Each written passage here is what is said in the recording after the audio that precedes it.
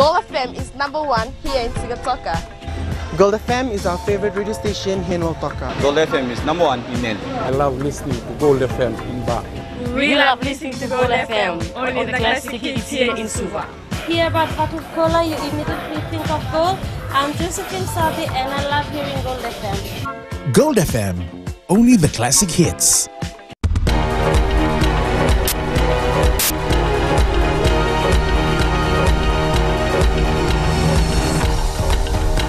Sambula sekongono bakalelaka ni nonde tukutuku.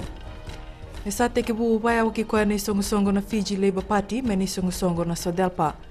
A te ke bu na non robeo ka ni nei songo rua he nei kabitu ni singa ni bulo machi e na ngona kati baka kena nei songo na Sodelpa na kene liu o yawe rote mo mukepa. Rato atu bata na Fiji Labour Party Sodelpa kena National Federation Party e na kena sangati na beli utaki ni matini tu ni borenge mbain marama.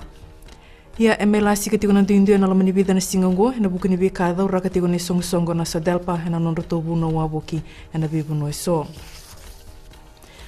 Apakah do takatigo na lilu ni matin tu borenge mbani marama na non rangungu matua na ndo na rauka rua na ngoni buli me na natambua high school e Lautoka na non rabole ni kwa. Atau ratigo na ngau mbani marama me waka vine vina kataki ratigo na sotia karabaka itabi na dhaka ni tiko bisa ututaki na bi matin tu so me na toka lawe loma.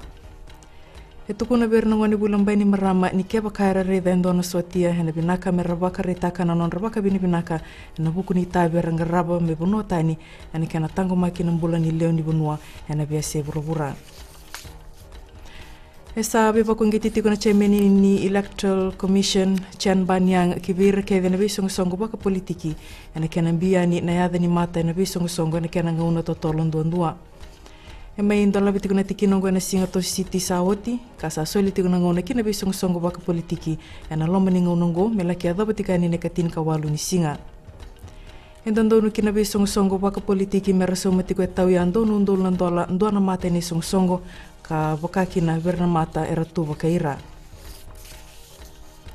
Kinang gito may kadi bakatiko na mata tim ni nanrungain do na timi kaukua me na sota kay suba ni mataka na semifinala ni Skipa Cup may lawanga pa kay Sigatoka.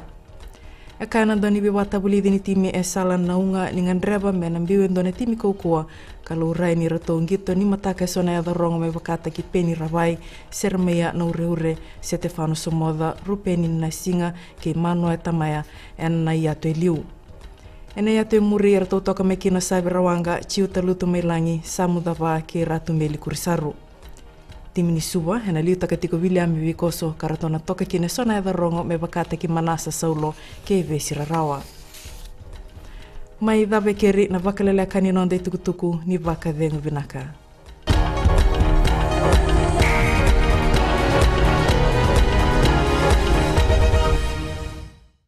Gold FM is #1 here in Sigatoka. Gold FM is our favorite radio station here in Lautoka. Gold FM is #1 in Nel. I love listening to Gold FM in Ba. We love listening to Gold FM, only the classic hits here in Suva. Hear about Fatou Kola, you immediately think of gold. I'm Josephine Sabi and I love hearing Gold FM. Gold FM, only the classic hits.